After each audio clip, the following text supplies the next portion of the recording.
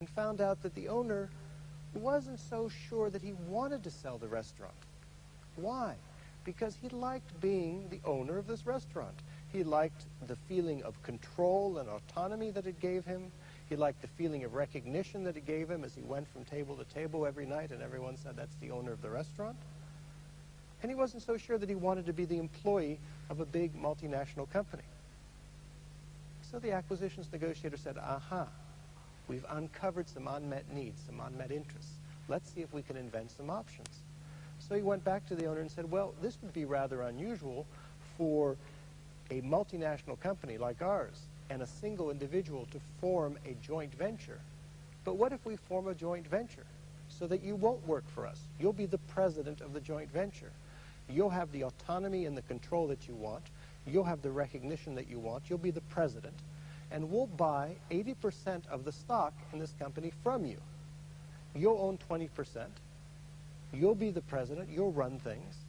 And the longer you stay, the more we'll pay for your 20% of the stock if you want to sell it back to us, because we want to create an incentive for you to stay as long as you can so that we can learn from your management experience and turn this into a successful chain.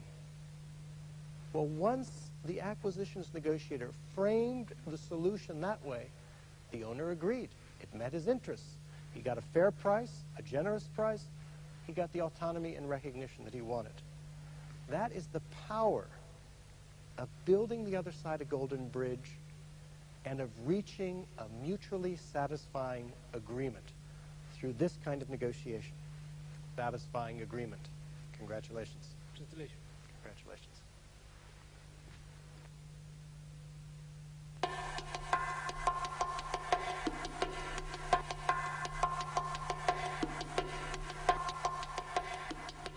Before concluding, I'd like to leave you with a note about ethics and negotiation.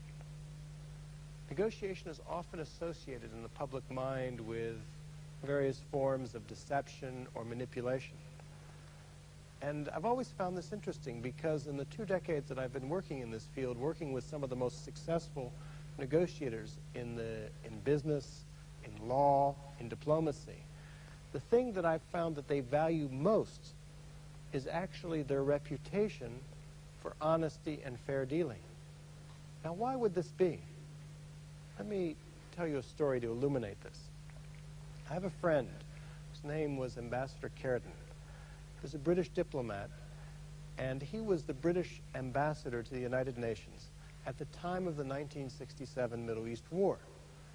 And it was his job after the war to fashion the UN resolution to decide what should happen in the Middle East to resolve that conflict. It's known as UN Resolution 242. It's perhaps the most famous, one of the most famous resolutions in UN history. They're still talking about implementing it today. Well, it was a very difficult negotiation to try to bring all the parties together in agreement. And there was one holdout, and that was the Soviet Union. But after 3 weeks of arduous negotiation, Ambassador Carrington decided that he needed to bring this to a vote. There was a lot of pressure from his foreign ministry and from the world generally to bring this to a vote. But it was a risk because the Soviet Union had a veto. 10 minutes before the vote, the Soviet ambassador approached him in the corridor and said, Ambassador Carrington, I'd like to ask you a favor. I would like to ask you to postpone that vote by 2 weeks. And Carrington could see that he had built a very fragile coalition in favor of the amendment, that coalition could easily fragment in 2 weeks. So he had a lot of pressure on him to bring this to a vote. So he said, I'm sorry, Ambassador Kuznetsov, but everyone knows where we stand on this resolution. I think we're going to have to proceed with the vote. And Ambassador Kuznetsov said, Ambassador Carrington, you must have misunderstood me. I'm asking you as a personal favor if you will postpone that vote by 2 weeks. And Carrington told me that as soon as he heard the word personal in there, he knew that no matter how much pressure he was going to get from his own foreign ministry, no matter what the chances were of his coalition fracturing, he had to grant Kuznetsov his wish. Now, why was this?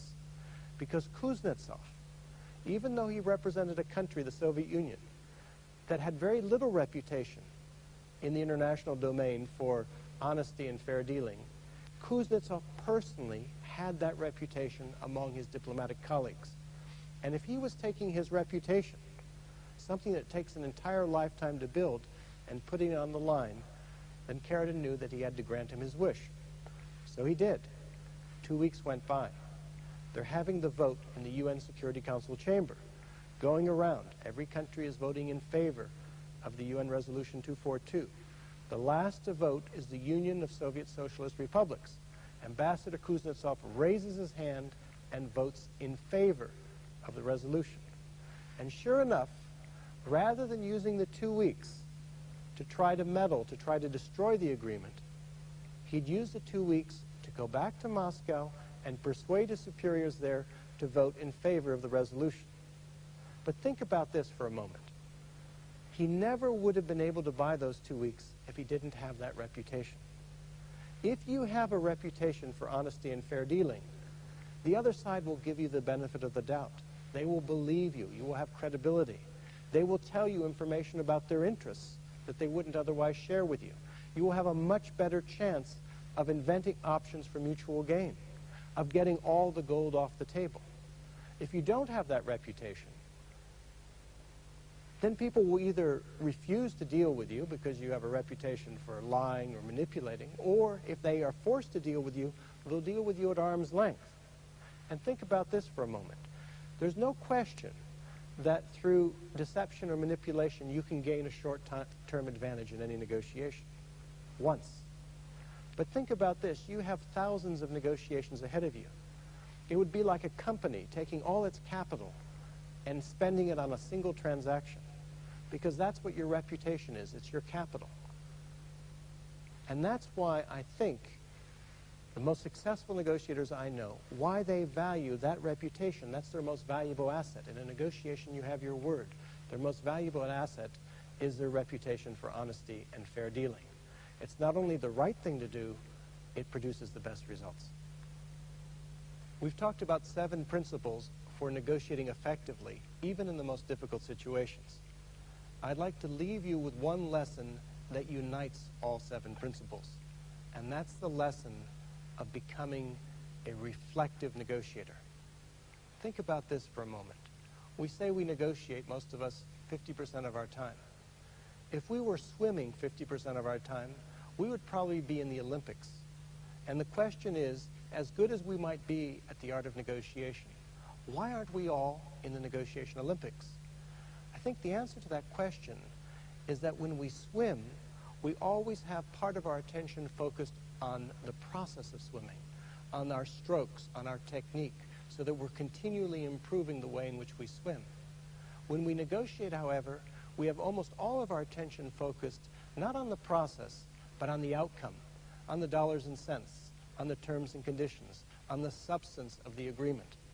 And if we can learn to spend a little bit of our time and attention on the process of going to the balcony, of stepping to the other person's side, of focusing on interests and inventing options and using criteria, of developing a good alternative and building them a golden bridge. If we can focus on the process of doing those 7 things and continually improve our negotiations, continually learn from each negotiation, then we can end up as champions in the negotiation Olympics. I hope you will be able to apply these 7 principles with profit and satisfaction in your negotiations. I want to wish you all the best, and I want to encourage you to go for the gold.